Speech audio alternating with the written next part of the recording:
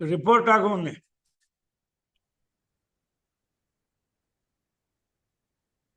ಆಗುತ್ತೆ. Hello.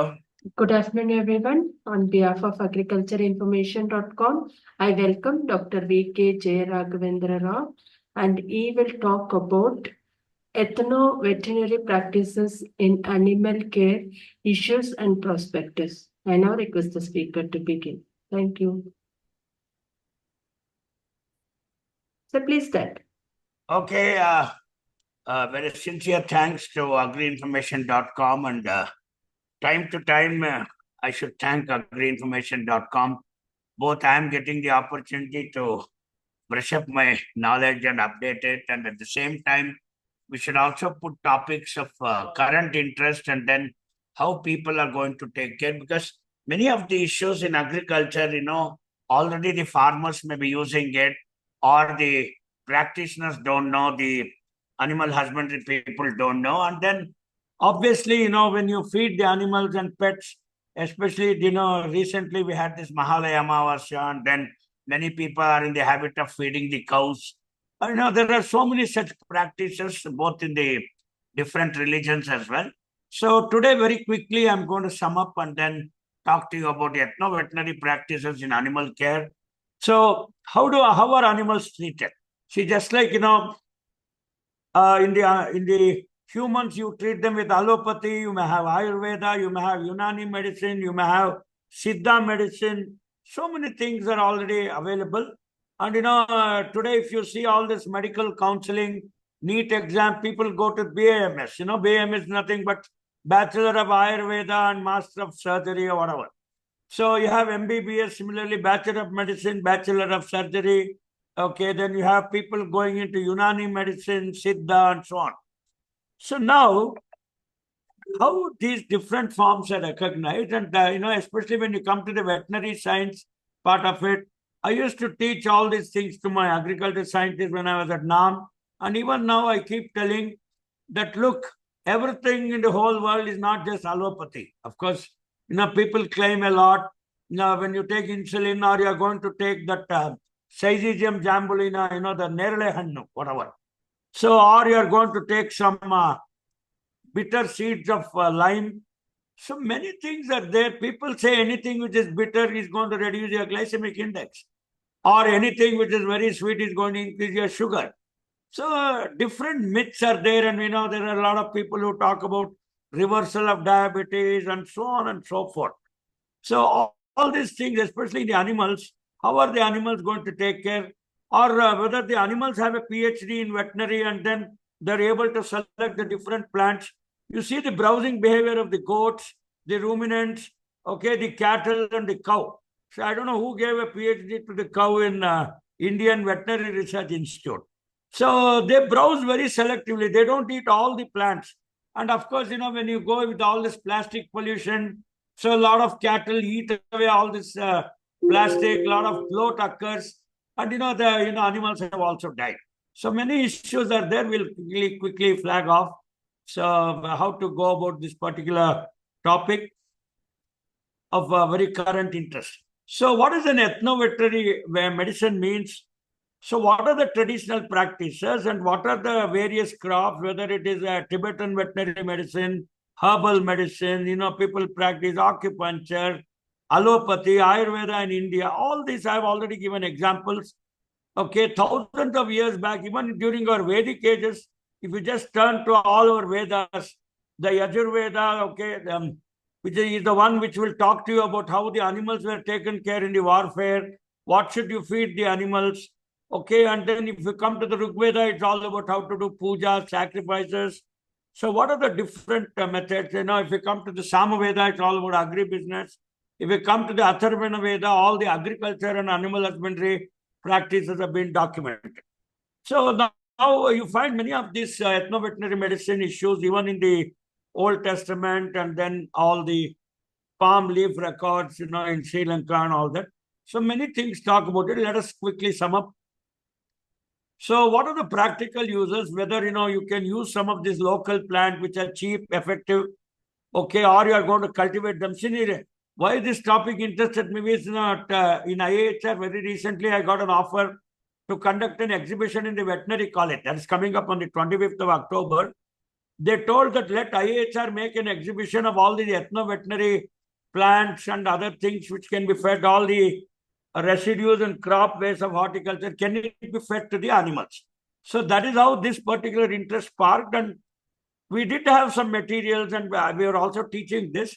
So I thought, why not we give a lecture today when Dhanlakshmi madam has asked. So the traditional veterinary medicine was also, even way back in 1800 BC, it's there. So ethno-veterinary medicine, the practice even by the old timers. So it's not a very new subject to us, but we're only trying to link the old and the new, and then skillfully take advantage of these qualities. And then, already our farmers have got some indigenous technical knowledge, the herders and then the local healers. So even today, when a snake bite is there, how do you treat? It's not that you give every time an antivenom injection. There is some local guy, it has a snake has bit the cattle. So all these valuable things are done. So now, basically what we do is, when you go to a village, how we go about the ethno-veterinary practice is, yeah, please come. I'll talk to you after the class. Wish you all the best. But okay. Wish you all the best. I've already told you, don't worry. Please go ahead. So what we do is, we basically take a transit walk. We go into a village. We know the lowland, the medium land, and the upland, and then the different soil type and the livestock there. Okay, whether it is a local cross of the cow, cattle, or sheep, goat. So what are they eating? What are they feeding? And what is the agroecological map? What are the vegetation alone, whether it is Azadirect, neem, or bamboo is there, or bamboo stems. So many plants are there. Even weeds are also. See, when a cattle grazes on the weeds, they are all about Cynodon-dactylon or Echinoclaw. Say all Amaranthus viridis is nothing but your Dantin Sopu, whatever. So many things are there, but who has taught the animals what to feed? Whether animals were given a BVSC degree, I don't know. I'm not sure about it. At least we had a BSc degree or a BVSc degree, and people taught us. See, the very common diseases in the animals are, we have the foot and mouth, we have the milk fever, diarrhea, bloat, arthritis, ranicate in poultry, half-feet fever, pestate, PPR disease, and then you have this HS, hemorrhagic septicemia. And then, when a cattle is delivering the calf, which is called as parturition, and then the placenta also is delivered. If the placenta does not come out, then the cattle have a lot of serious issues. So you feed something at that time. So all these things, when I sum up, first of all, you see what are the vegetations in the upland, the midland, lowland, what sort of flora and fauna is available. So obviously everybody knows fauna is the vegetation, flora is the animals part of it. And then, this is how my scientist trainees and people who are practicing with me, all my students, they undertake on particular thing, which are the grasses available, whether Cynodon-dactylon or Napier grass, or it is the great Suba bull, all those things they see 1 minute. And then even the local crop residues are fed. Ragi, drumstick leaves were very rich in iron. Some castor plant and seeds also can be fed to the cattle. Red gram stubbles can easily be fed. Sometimes the tamarind also has been good, and mulberry, of course, you feed it to the silkworms, but the cattle and ethnic also can take place. So no animal eats this. Coconut leaves are not eaten, very hard. Then all the residues of chili, cowpea, pole bean, for example, highly nutritious. Of course, even tomato residues once you remove the fruits. Look at this jersey, which is not really looking like a jersey. It has become very weak. Our indigenous Malabari goat or Tellicherry goat, indigenous sheep, the Bannur sheep in Karnataka, the Dakkani sheep in Hyderabad, the Holstein Friesian, of course, is native to America, which claims to give you about 10 liters of milk. So what are the things to feed these people? See, now our major weeds are Centrella asiatica, you already know. Then Peperomia pellucida, then Indigofera tinctoria, chlorhodendron is a very common weed. Mimosa pudica, this touch-me-not plant, when you are young, you were touching it and it used to close. So Alternaria sessilis, all these major weeds can be where people are feeding without any side effects. So then we also see some check dams, all this complete drainage system. Some vegetation may be coming in and around the water pond. This also is fed to our animals. Our animals only feed it. See, there are two types of grazing. My IGFR, Indian Grassland Forage Research Institute, they call it as the FRG. FRG means free range grazing. Opposite to that is the captive grazing, when you put them in a shed and then start feeding. Both are available and you can do it as well. But now the $1 million question is, how did my cattle know that which to feed? Especially cows are very sensitive. That to the Indian cows are damn sensitive. See, you do one thing. I was asking my people. You take some meat or flesh and put it in front of the cow. It will never eat. So therefore, we say cow is a very supreme animal. It is a non-vegetarian or a vegetarian. See, fantastic. See, human beings are, you put both, because human being is both, okay, he's called omnivorous. He can eat anything. He's both herbivorous and carnivorous. But in case of the cattle, they are only herbivorous. Please understand. So now what we do is, because now it is all the jamana of intensive agriculture, a lot of pollution, soil degradation, groundwater depth. So there are inventors. So in order to have a better resource flow, we diversify our agri, and many residues may come here and there. So we write an agroecology map. So which are the various flora and fauna available there for the cattle to feed? Whether, only this feed in and around is enough for the local cattle, or suppose you are doing very intense dairy, you'll have to feed them with a lot of concentrates and cakes. See, otherwise what happens, especially buffalo and all that, so they're all silent heat animals. If you don't feed them properly, they don't come to heat, and that heat stress cannot be detected, and you cannot, fix your date for AI, artificial insemination. So therefore, especially in the present dairies, so there is no free range grazing, because today it's all, stall feeding, and then a lot of costly inputs are going. So, but nevertheless, you can take advantage of the various things, and ethno-veterinary practices, I think every herdman will be knowing. You need not take a PhD from NDRI, nevertheless, or IVRI. See, now our famous pan and adrak. Okay, when animals have indigestion, okay, or they eat some toxic plants, you can easily give this pan and adrak, and then that's very tasty. Look at the treatment also. So even neem is a good treatment. Then, our same famous guava fruit also, it can, detoxify some of the poisonous things it has eaten and so on. Our, when constipation is there, animals are fed with our famous pomegranate, okay, and then already castor, liquid paraffin oil, this is how the laxatives are also made when they are having some sort of constipation. And now, to remove, otherwise you give a piperazine treatment, especially when endoparasites are there, the tapeworm, the roundworm, Ascaris lumbricoides, and Taenia solium, which you used to read in your PU books. Okay, animal, they will have thick body hairs, foul-smelling stools with worms. So that means there are intestinal worms. Okay, and then how do you treat? Okay, you can take these nirgundi leaves, okay, corpid aloe vera, okay, neem seeds, okay, Calotropis gigantea, with 1 kg each.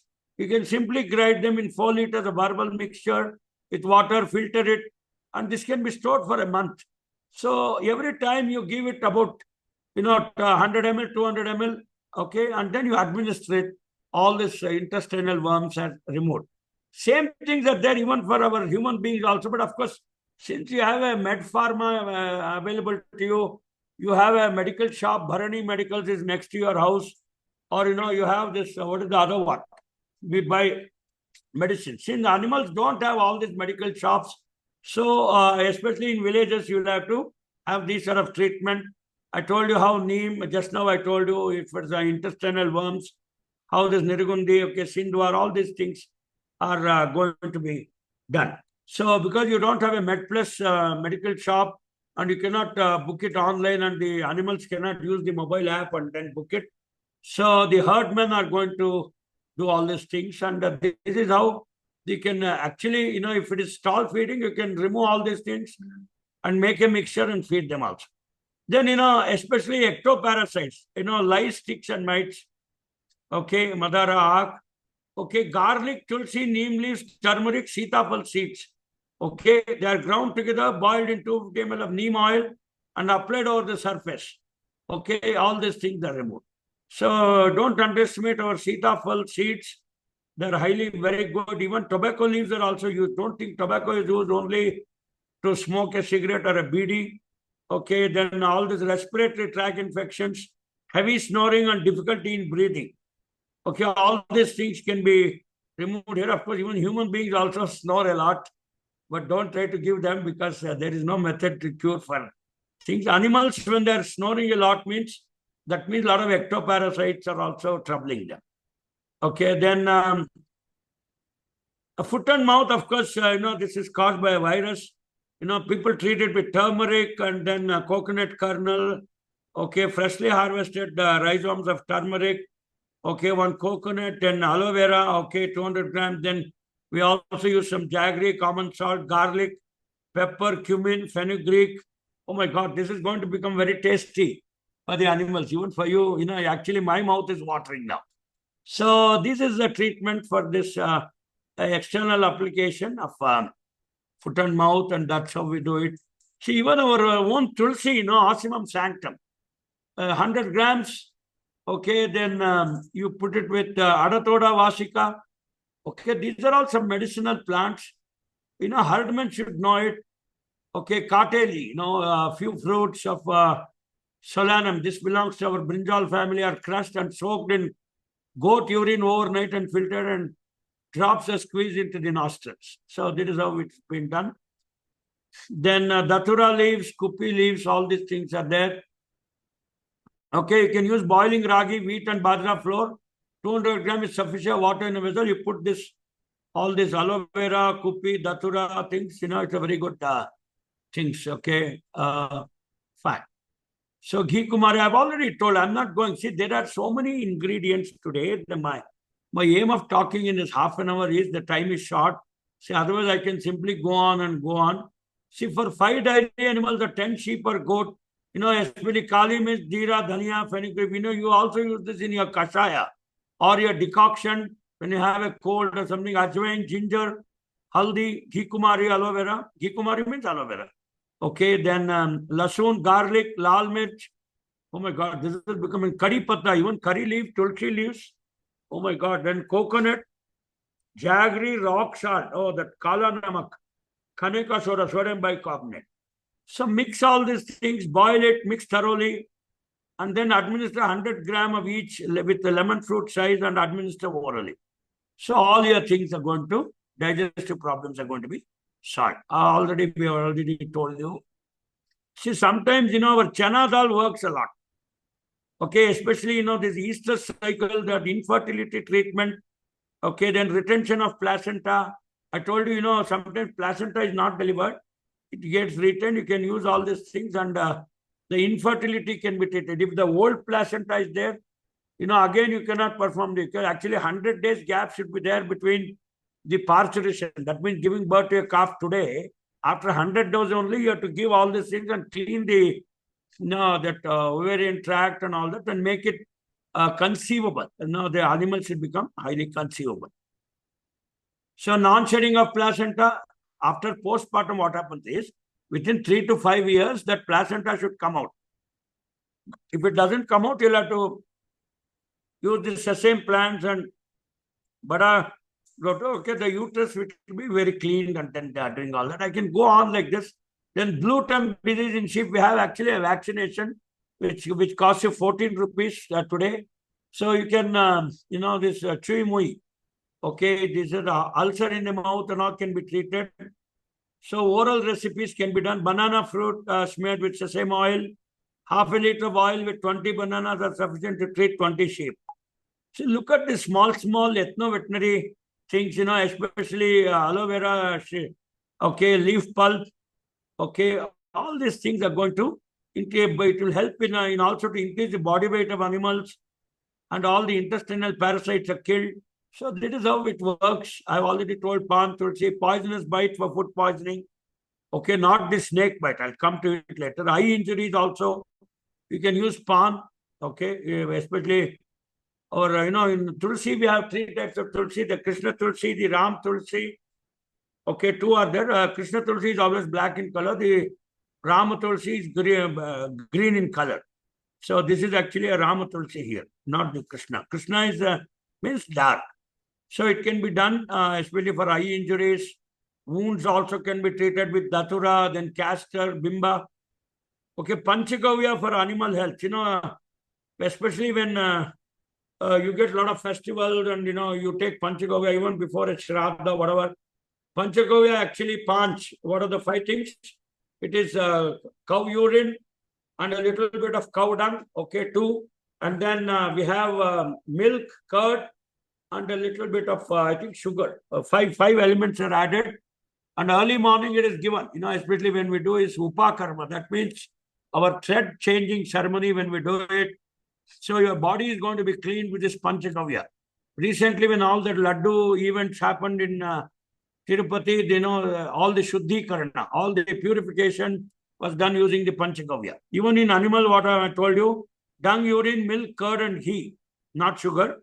Okay, we take all these things and then we add about 2 bananas, sugarcane juice, 1 liter. Okay, and then we feed it after fermentation.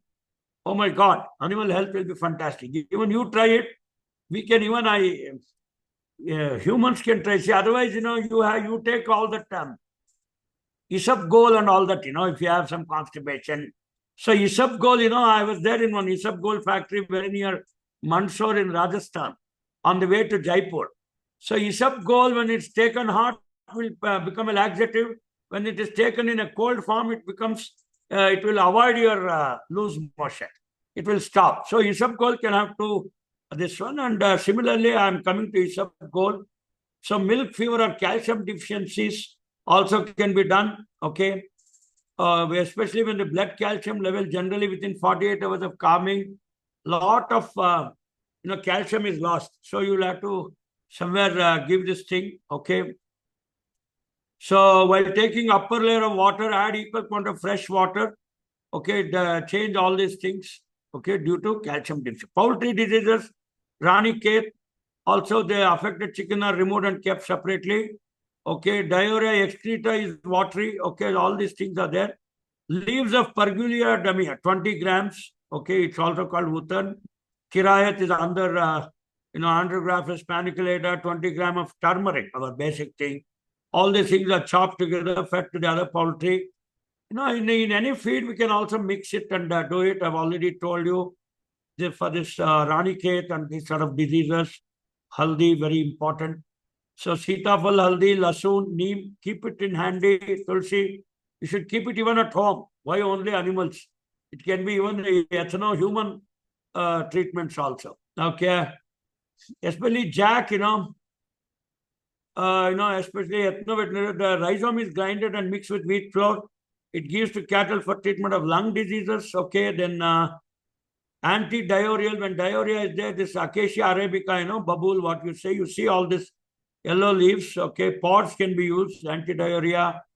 Okay, and then, you have seen this particular Arathoda vasica, it's called Bhaikar.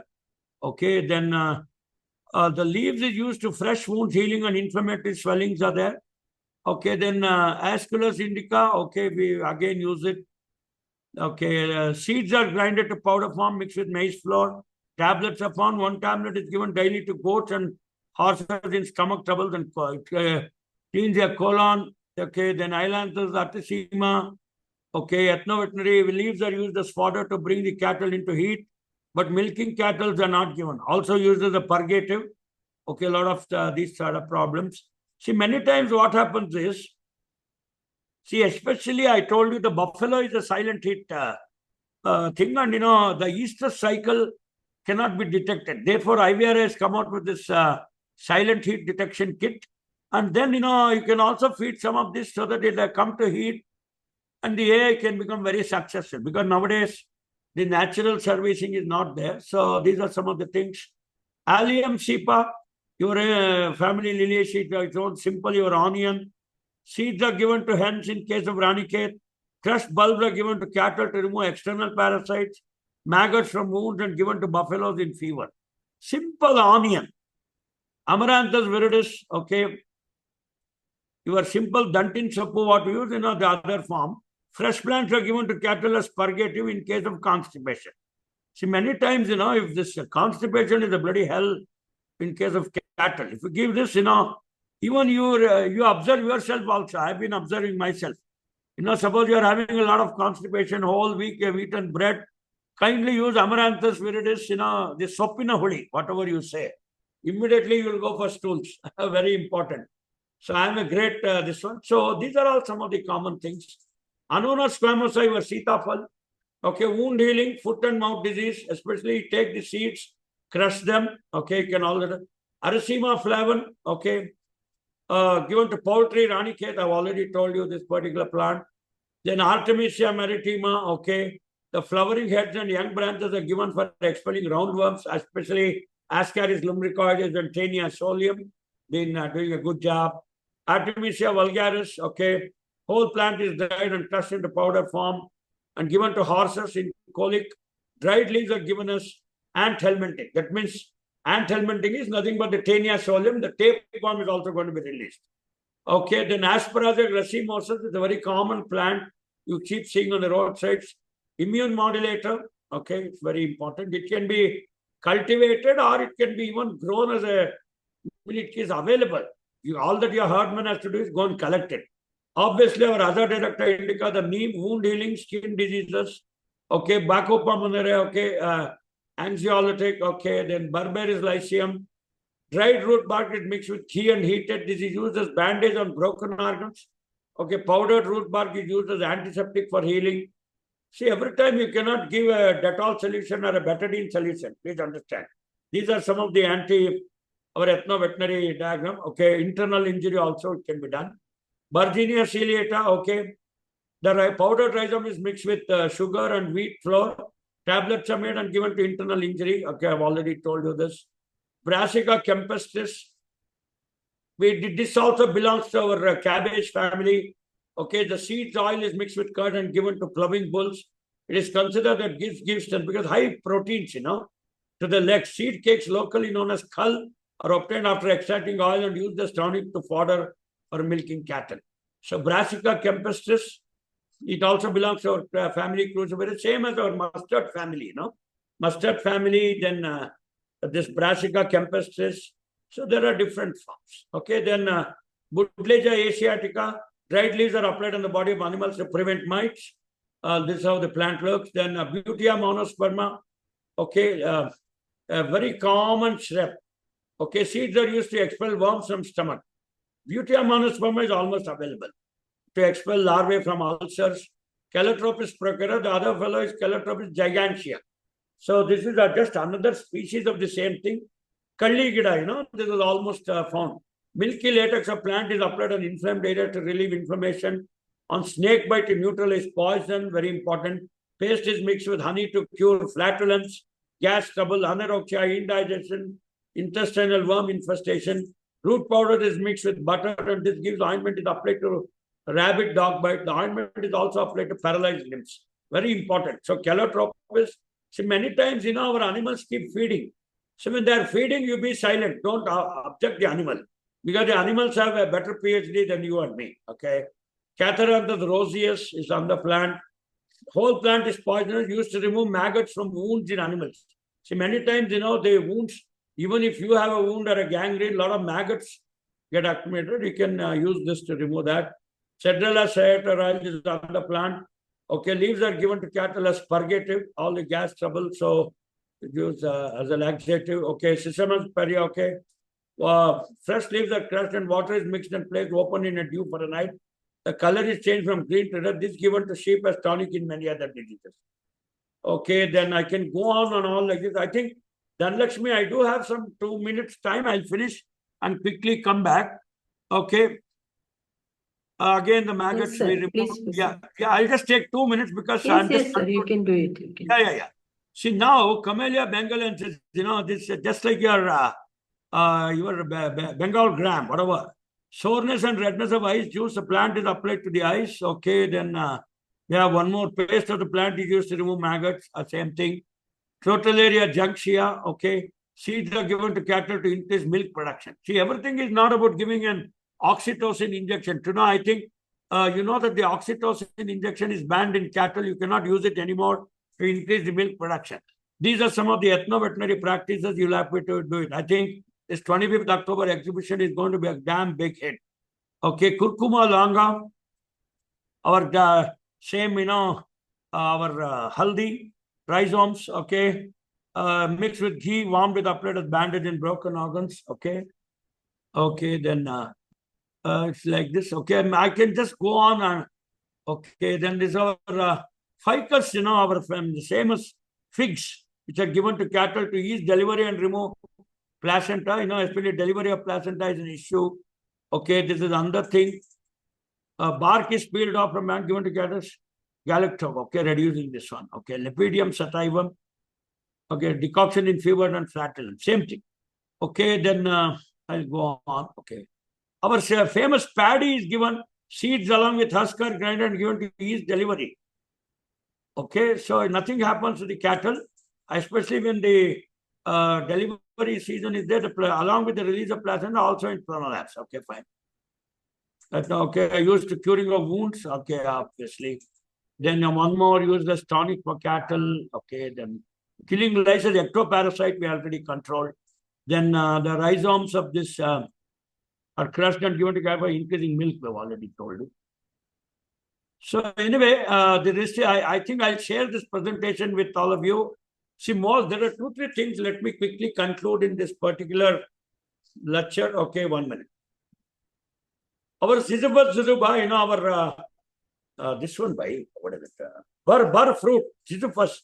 Bark is used to heal scorpion bite. Very important. Siamese, our own maize, okay, given to go to cure blood in urine, especially that hemorrhagic septicemia I've already told. So that's called coffee-colored urine. My veterinary professor used to say. Okay, then seeds of this particular rutaceae, it's given for foot and mouth, all those things I've already told. Okay, fine. Okay, so friends, so these are all some of the herbs used in the ailment. These are the Urdu names and this is the names. You can take it for you. Okay, galactagogue is nothing increase in milk production. Whole plant is used. So this is there. I'll go to the last slide very quickly. See now, what are the constraints in this medicinal plant sector and why people are not using the ethno-veterinary medicines and what is the problem? See, obviously, you don't have awareness about this particular subject. I think the first time somebody is giving a lecture on this subject, okay, there are no people to market this one, okay. See, look at this, what people did is, especially with the herdmen and all that, they did all this clinical validation of the allopathic treatment with the ethno treatment. The effectiveness, people feel that ethnic treatment is less. People feel the quickness of this ethno treatment is higher.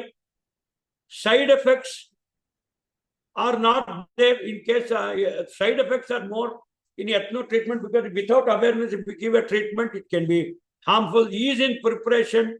So they are told that 6, that means the clinical validation to prepare a ethnic preparation with neem or whatever, it's quite difficult.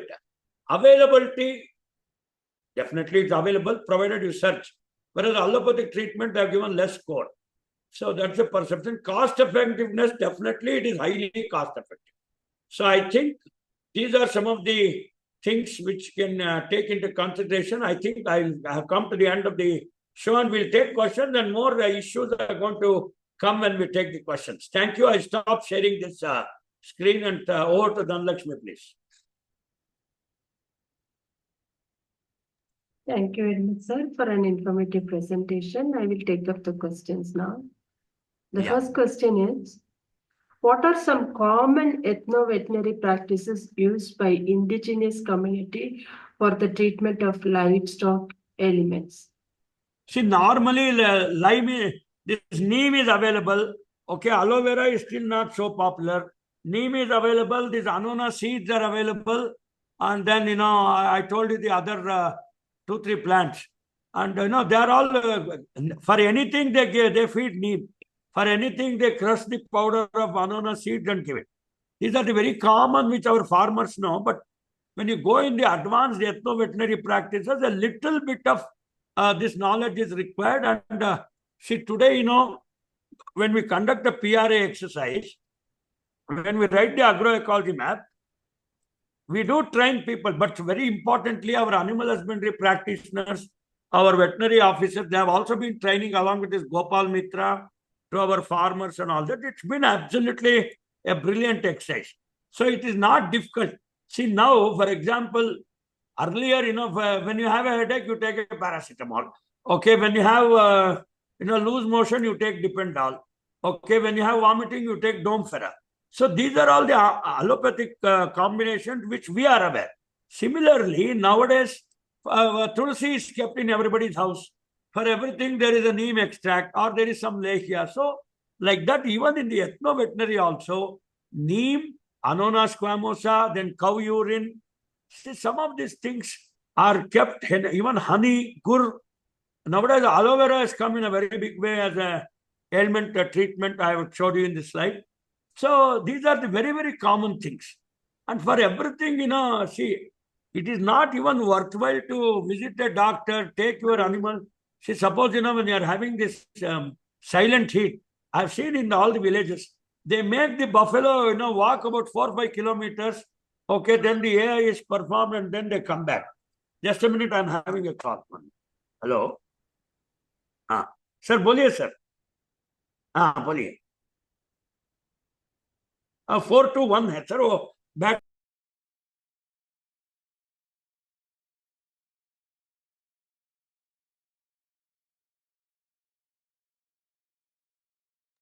Yeah, we can continue. Yes, sir. Please proceed. Yeah, so therefore, what I'm saying is, what is required is not that we don't have the knowledge or we don't have the validated information. We have the validated information, but it has to be publicized. We have to create awareness, spread the information among our herdmen, our animal husbandry practitioners, and those who are looking at this how to solve the repeat breeding problem, the hemorrhagic septicemia, the foot and mouth disease, very, very common, Ranicate disease in case of poultry, okay, blue tongue disease in case of sheep and goat. So all these things, I think it's not out of place. Okay. Which regions or communities are most known for their reliance on ethno-veterinary practices for animal health? Yeah, see, I can tell you, especially the African tribes. I happened to be in Ghana for some time. I was a young boy at that time. I see most of this tribal population have this indigenous knowledge, both whether it is India or you go to the northeast, our Andaman Nicobar tribes and our Ooty and, that sort of region. We have Kodaikanal and all those things. The tribal communities, we call them as the Soliga tribes in Tamil Nadu. They speak a language which is very similar to Kannada and Tamil. So these tribal populations are having tremendous knowledge in all these ethno-veterinary practices. They have been practicing it also. But what is required is when you upscale it from a local herd of just having 4 or 5 animals to a dairy industry, they depend heavily not on the ethno-veterinary practices, but more on the allopathic practices. The reason is because the ethno-veterinary practices, not only the collection of these plants or seeds or crushing them, and that formulation is a very difficult problem, which was also showed in that perception table. See, suppose, if you are, is it very good for you to take insulin or you are going to take a lot of bitter gourd? To make a bitter gourd juice, first of all, it highly fumes and you have to put it in a mixie and then reduce your sugar level. Whereas an injection of 25 units in one shot you can take. So therefore, there's a lot of drudgery involved in this ethno-veterinary practices, and that has become a hitch. Otherwise, but it is highly cost-effective, cheap, and highly accessible. See, come on, in a Kodaikanal hill, what do you expect that shepherd to do? If it is having blue tongue, he has to do some of these ethno-veterinary practice. And they have been doing it also, absolutely. Especially our Krishi Vigyan Kendras, our Tanuvas, okay, then Tamil Nadu Veterinary University, they have been doing a wonderful job. Okay.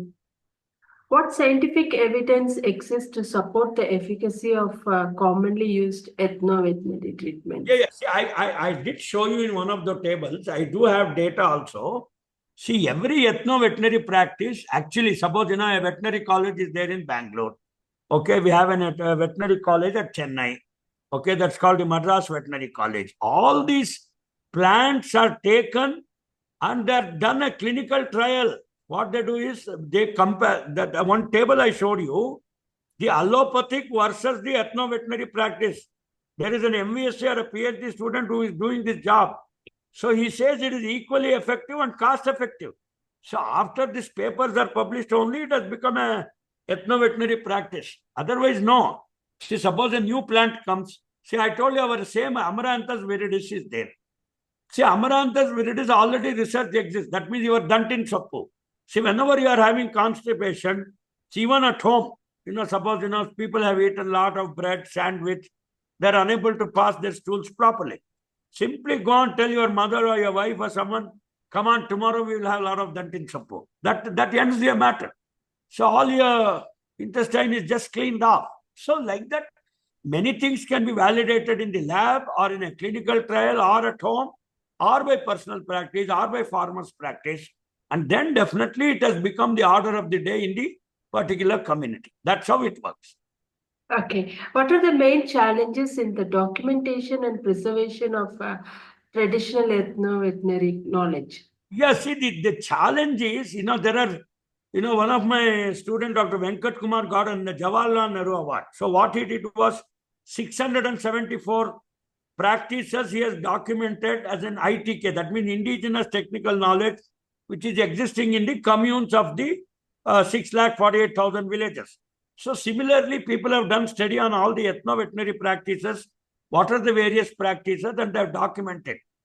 They have also validated. But now, see, for example, if the Kodaikanal tribe knows the use of Amaranthus viridis, for example, the same thing is not known by the Adilabad tribe.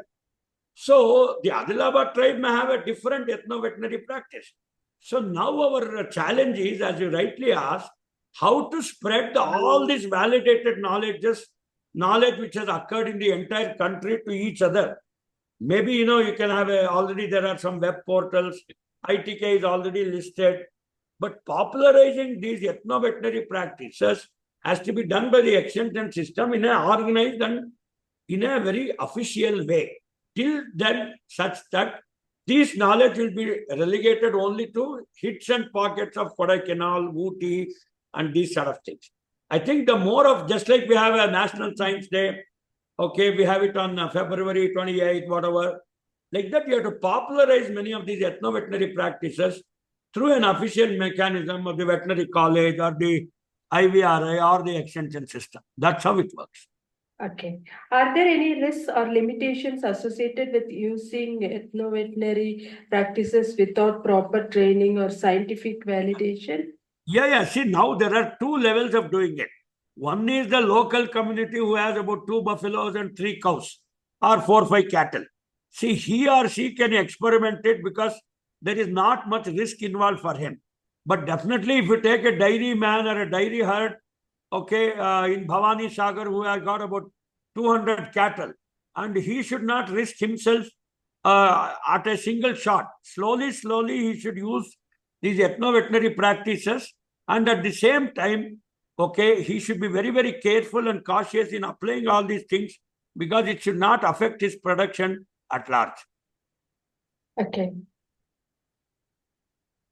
What steps can be taken to protect and preserve traditional ethno-veterinary practices knowledge for future generations? Yes, see, already the documents are made, and then even veterinary colleges, IVRI, ICR.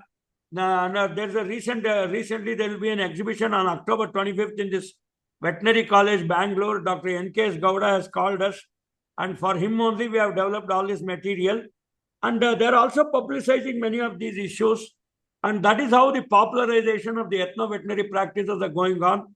In fact, this time I put 2 of my scientists, one Dr. Ramya and Atikullah, to conduct this exhibition. We are also exploring whether this horticulture waste can also be used in this ethno-veterinary to feed them, or delivery of placenta, treatment of hemorrhagic septicemia, foot and mouth disease, bloat, tympani, parturition, and so on. Okay, thank you very much, sir. We have now completed the round of questions. On behalf of agricultureinformation.com, we like to thank Dr. V.K. Jayaraghavendra Rao for the talk and for answering the questions. This meeting will now be closed. Okay, thank you. So nice of you. I'm ending the show. You're welcome, sir. Okay, thank you. So nice of you there. Bye-bye.